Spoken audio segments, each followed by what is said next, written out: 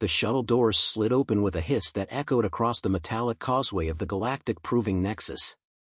The station hovered above the red dwarf star like a crown forged from cold iron and ancient ambition. Species from across the council watched the human delegation step out, some with curiosity, others with thinly veiled disdain. Lieutenant Maren Holt absorbed none of it. She walked with the same quiet poise she always carried, straight-backed, eyes steady, steps measured. The glare of the Nexus lights reflected faintly in her irises, but her expression remained unchanged. She registered the hostility, catalogued it, and moved on. Inside the reception hall, a tense assembly awaited, officers in ceremonial armor, analysts adjusting scanners, ambassadors whispering behind curved glass partitions. The moment the humans crossed the threshold, the murmurs rose. Maren could feel their focus shift to her the way gravity pulls the tide. Commander Rel Vorkin stood in the center of the chamber, tall and rigid, his scaled uniform polished to mirror quality. His eyes narrowed when they landed on Maren. She immediately recognized the look, not curiosity, not professional appraisal, but a calculated intention. He activated the hollow emblem hovering above the dais. Under council directive, Rel announced, his voice cutting through the room, a reflex evaluation is required to determine humanity's combat stability. One representative will undergo the gauntlet. The humans exchanged glances. None had been informed of such a requirement. It was an ambush disguised as a formal test. Ambassador Chiron raised a hand. Commander, this wasn't included in any briefing. Rel did not bother hiding his smirk. Consider it an updated requirement. The Nexus is fully prepared. His gaze returned to Maren. Lieutenant Holt. Your neural file indicates unusual activity. You will represent your species. It wasn't a request. It was a pressure strike aimed directly at Earth's pride. The council chambers quieted as Maren stepped forward. I accept, she said. She didn't look at her delegation. She didn't need reassurance. Her acceptance came with the calm certainty of someone stepping into familiar terrain. Rel gestured toward a descending platform. This way, human. They entered the gauntlet chamber, a vast circular arena lined with embedded lights. The floor was polished obsidian, reflecting the metallic arcs suspended from the ceiling like a constellation frozen in motion. 16 rings hovered in perfect alignment, each humming with dormant power. Rel's voice carried the weight of tradition and arrogance. The Reflex Rings are an ancient proving system. They track neural response speed, predictive motion accuracy, and physiological stability. Even advanced species struggle beyond level 5. He lifted a finger. It adjusts dynamically. It is not designed for mercy. Maren walked to the center. The air hummed as the rings powered up, each emitting a faint pulse that vibrated through the soles of her boots. She recognized the rhythm immediately, oscillations designed to disrupt focus. Her breathing steadied, falling into the controlled cadence she used during simulations back on Earth. A technician approached Rel. Commander, the humans' readings are unusual. Are you certain? Rel silenced him with a dismissive gesture. Begin. The rings snapped to life. The first pulse streaked across the chamber, bright, fast, unpredictable. Before most observers could register the movement, Maren's hand rose and tapped the projected target point. The pulse dissipated on contact. Another flash. Another precise touch.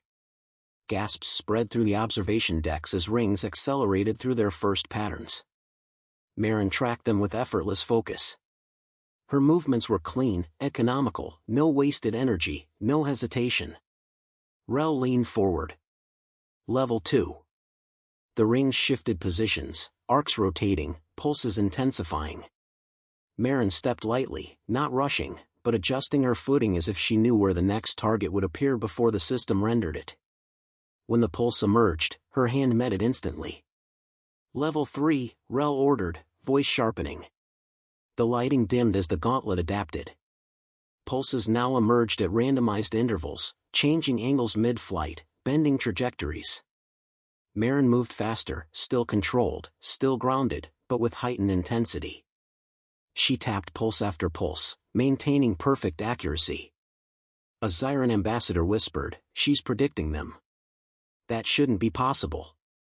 Rel's jaw tightened. Increase speed. Level 4 triggered a harmonic shift. The rings rotated at high velocity, releasing overlapping waves of energy meant to overwhelm perception. Maren exhaled slowly. Her hand blurred, meeting each pulse with a precision that made even her delegation tense. Ambassador Chiron muttered under his breath, "She shouldn't be able to keep that pace." She heard him. She didn't break rhythm. Rel's fingers hovered over the control console. His voice carried a brittle undertone. Level 5. The rings released a rapid cascade of pulses so dense they formed streaks of interlocking light. Maren moved before the observers could blink, turning, pivoting, shifting weight with uncanny accuracy. She anticipated each strike, tapping every pulse exactly at its vulnerability point. The gauntlet whirred, recalibrating furiously, but she remained untouchable. The hall fell silent. Even the humming machinery seemed to hold its breath. Rel stared at the data stream scrolling past the console. Her latency readings, they're below measurable thresholds. The technician swallowed nervously. "Commander, the system is escalating too quickly. It's adapting to her, but she's outperforming every projection. The algorithm isn't keeping up." Rel forced a smile that didn't reach his eyes. "Then we push further." He reached for an override switch at the far edge of the panel. The technician froze. "That setting is above safety protocol." Rel didn't look at him. "Begin the next phase." He pressed the control. The rings brightened with a sudden surge, shifting patterns violently. Pulses sharpened into razor-thin bursts of light. Observers recoiled. Maren lifted her chin slightly, eyes narrowing, not in fear, but in focus. Her mind traced the new rhythm, parsing the anomalies, the pulse hesitation patterns, the brief flickers before each burst. Her hand rose. She struck the first pulse before the chamber had fully adjusted.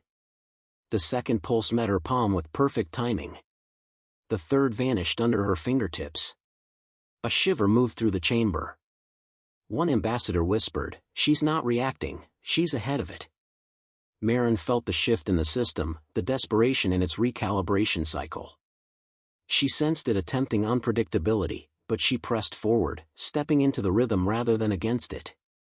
Rel's confidence fractured. For the first time since the test began, he hesitated. Maren finished the sequence. The rings steadied. The chamber held its breath. Rel forced composure. "Prepare level 6. But Maren didn't look at him. Her gaze was fixed on the rings, analyzing the faint tremor in their arc geometry, the signature of a system nearing its limits. The moment Rel reached toward the override panel again, she knew. He wasn't testing her anymore. He was trying to break her. And the gauntlet wasn't ready for what came next. The chamber darkened as Commander Rel Vorkin pressed the unauthorized override. A sharp pulse rippled through the gauntlet, altering the entire neural feedback grid. The rings jerked out of their smooth rotations and snapped into new trajectories, each one emitting a deeper, more volatile hum. The sudden shift made several observers flinch. Maren stood alone in the center as the arena's floor lighting flickered in concentric waves. She could feel the change instantly. The air vibrated differently, carrying an undercurrent of imbalance the earlier levels hadn't possessed. The new rhythm was chaotic, irregular, almost spiteful. A technician rushed to Rel's side. "Commander, this protocol was locked for a reason. It destabilizes the predictive matrix." Rel didn't break his stare from Maren. "That is the point. The gauntlet must reveal true limits." "Sir, the human is not bound to counsel risk." Rel cut him off. "Begin level 7. The rings erupted in motion. Pulses split into triplets, ricocheting across the chamber in angles that defied standard alignment. The system wasn't just escalating, it was panicking. It was trying to outperform something it didn't understand. Maren narrowed her focus. Her body stilled, but her mind sharpened with startling clarity. The first pulse appeared milliseconds before launch, a faint distortion in the air. She recognized it, not visually, but conceptually. It was the precursor signature of the ring's firing cycle. She stepped into the movement, tagging the exact point the pulse would strike rather than chasing the pulse itself. A ripple of disbelief moved through the observers. She's reading it before it fires. That's impossible. No biological species can perceive that delay. Maren ignored their voices. Her awareness had tunneled into a space where instinct and analysis merged seamlessly. She wasn't reacting, she was evolving with each flicker of light. Every shift in the ring's posture held a pattern, a stutter in the energy coil, a twitch in the halo's rotation. She felt the next sequences forming. Another burst shot toward her. She didn't move toward it, she moved before it existed.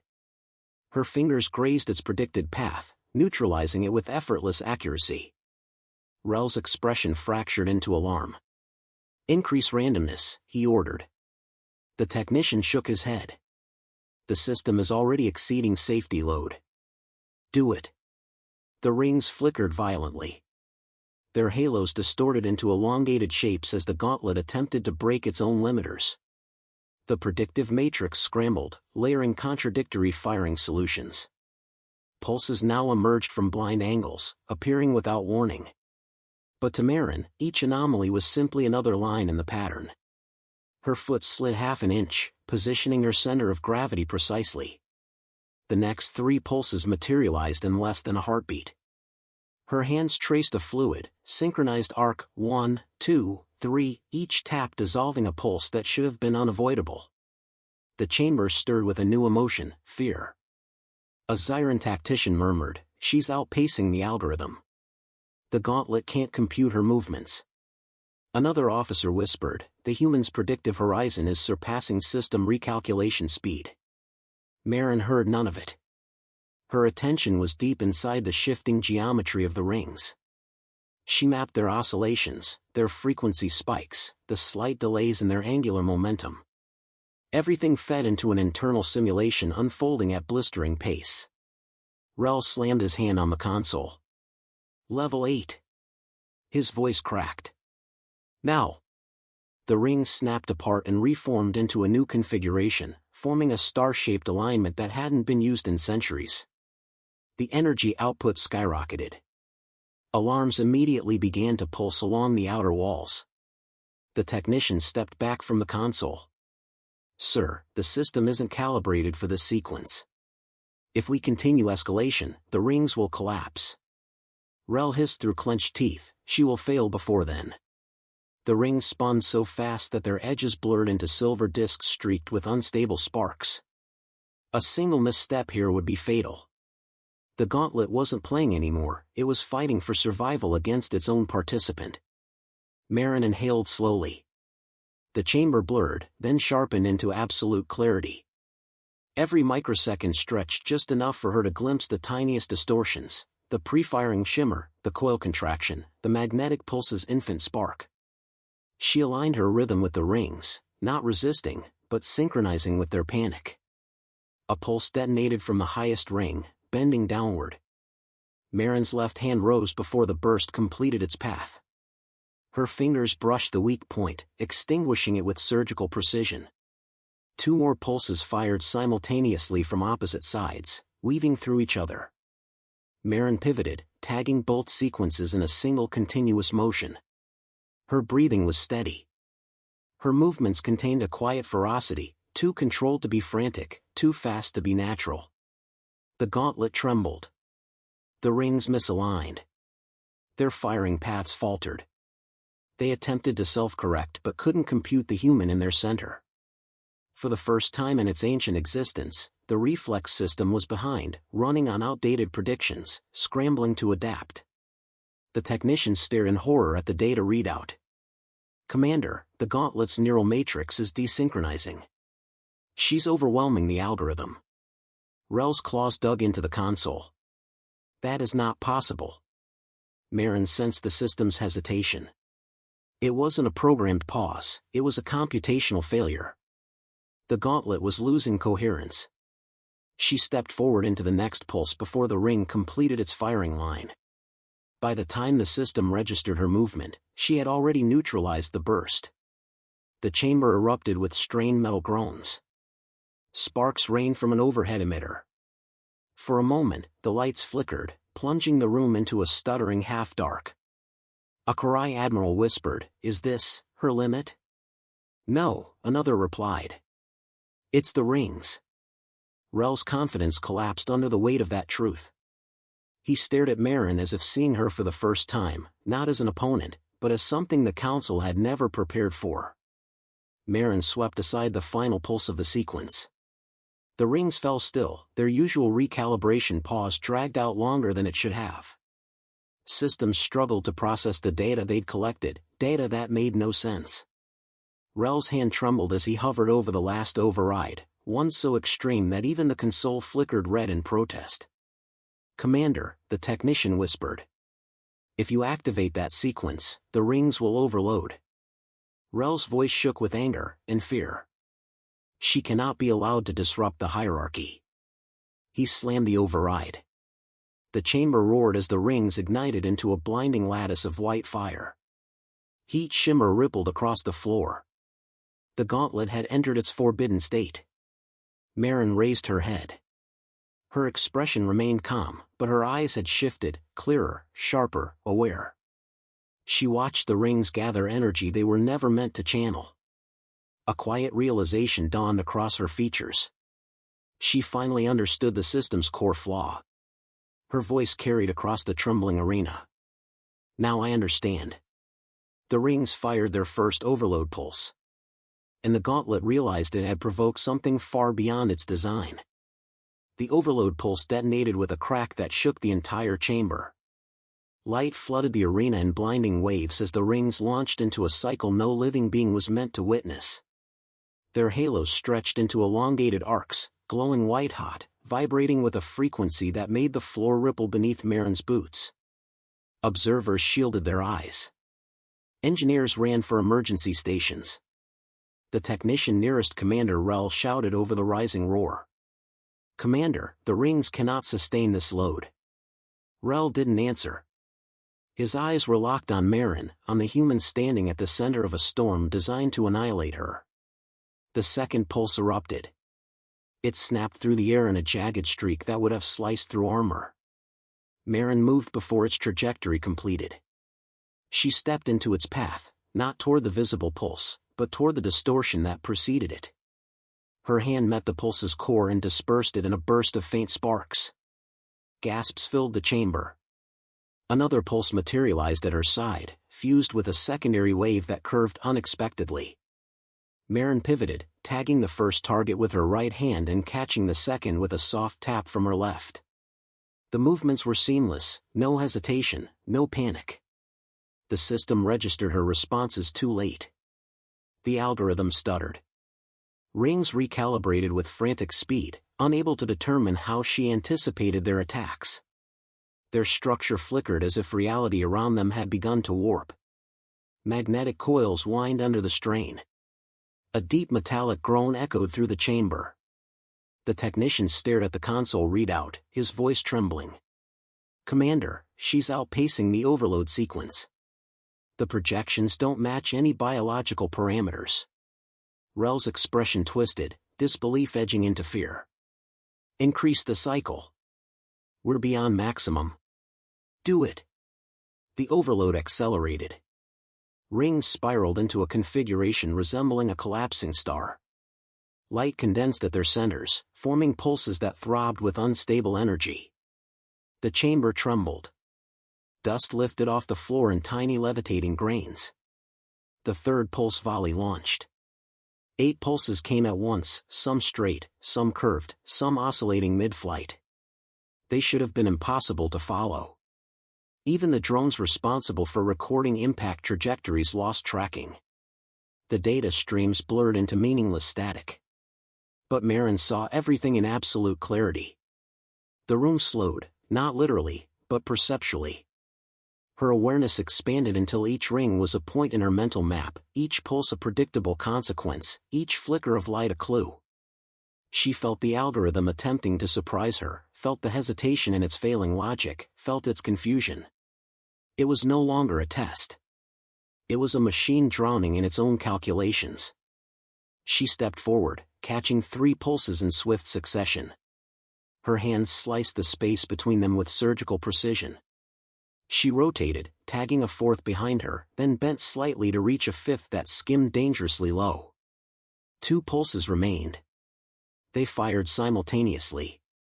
She moved so fast that the transition from one stance to the next flowed like water, smooth, controlled, perfectly timed. Her feet barely touched the ground as she intercepted both pulses before they matured fully. Silence rushed into the gap left behind. The rings quivered. A low hum built deep within their coils as if something inside them was preparing to break. The chamber lights flickered again, longer this time, accompanied by the ominous crackle of failing circuitry. Maren sensed the shift. The rings were approaching catastrophic instability. Their energy signatures were fracturing into splintered waves that overlapped unpredictably. She glanced toward Rel. He stared back, speechless. The gauntlet fired its next sequence, an uncontrolled burst of static discharges exploding outward in chaotic pulses. Some struck the floor, carving scorched lines across the obsidian.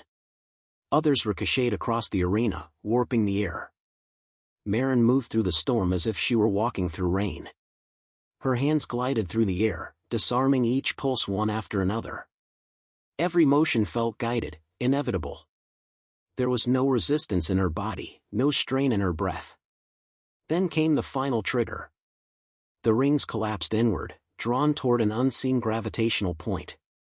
Their halos twisted, metal groaning under the sudden compression. A sharp shriek of rupturing alloys echoed through the hall. The central ring snapped violently, breaking its magnetic lock. "Containment breach," a technician yelled. "Everyone back." The chamber's red alert lights flared. Shields began to rise around the observation deck, but several systems failed instantly. Panels blew open in showers of sparks. The floor buckled under the force of the ring collapse. In the center of the chaos, Maren stood perfectly still. The rings screamed as they tore themselves apart, energy crackling across their surfaces. One split at the frame, molten sparks scattering. Another twisted into a warped coil and fused into the collapsing core. A final wave of overload energy burst outward. A blinding white sphere expanded across the arena, engulfing everything. Observers braced for impact. The sphere hit Maren first. And stopped. Light wrapped around her, bending as if refusing to touch her skin. It rippled outward, then flattened, then died in a fading pulse that dissipated like smoke. When the radiance cleared, the rings lay fused and broken across the arena floor, melted metal scraps that glowed faintly with residual heat. Maren remained untouched. A heavy silence descended over the hall. Even the alarms hesitated, stuttering before their programmed warnings resumed.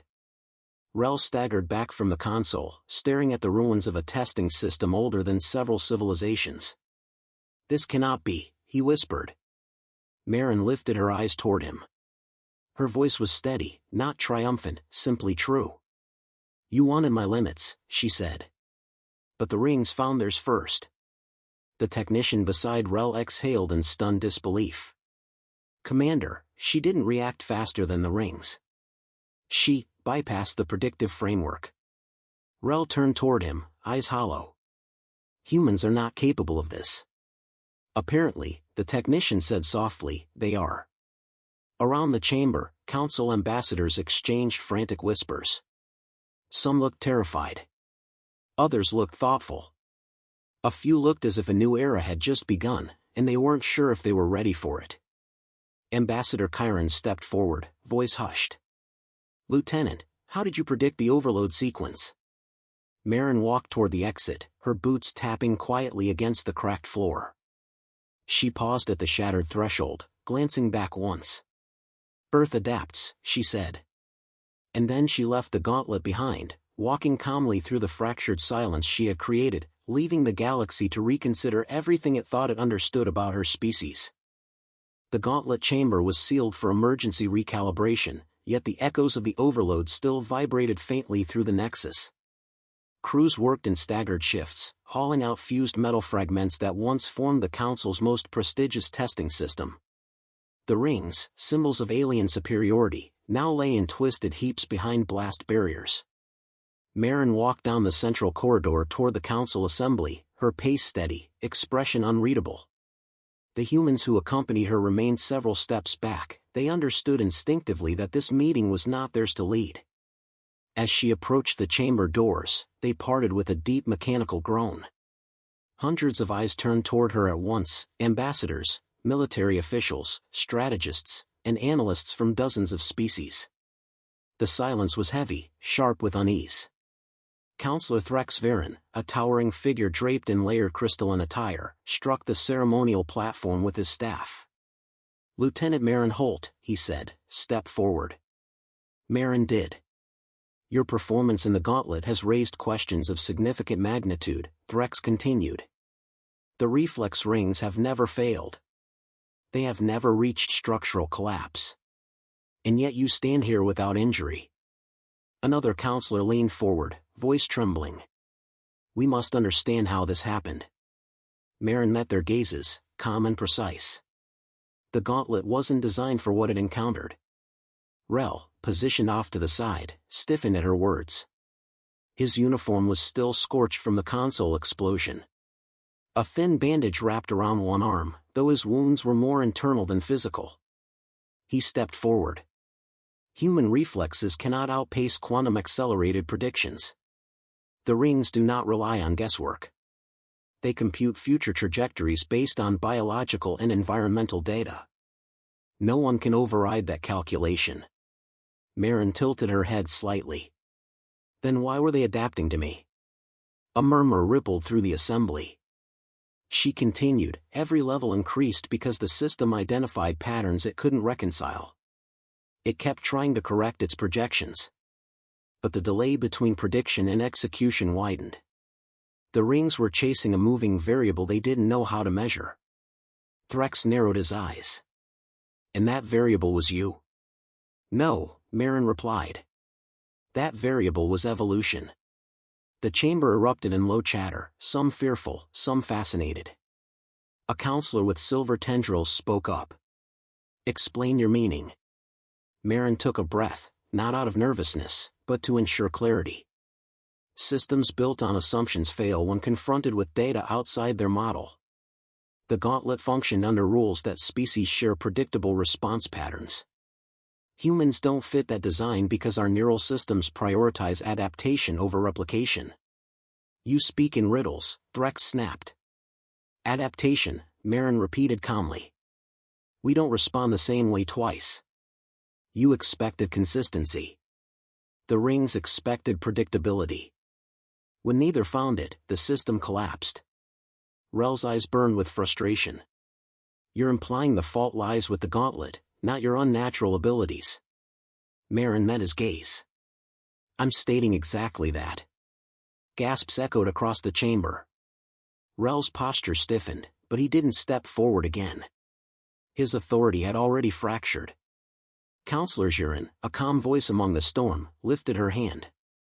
"Lieutenant Holt, do you claim these abilities represent your species as a whole?" "No," Maren answered. "I claim they represent our trajectory." The room froze. She continued, voice steady and precise. "Humanity is changing faster than your systems can account for. Our growth isn't linear. It accelerates under pressure. You designed the rings to expose weakness. Instead, they revealed potential." A long silence followed. The weight of her words pressed on every ambassador, every strategist, every commander listening. Finally, Threx said, "The Council must determine if humanity now constitutes a destabilizing presence."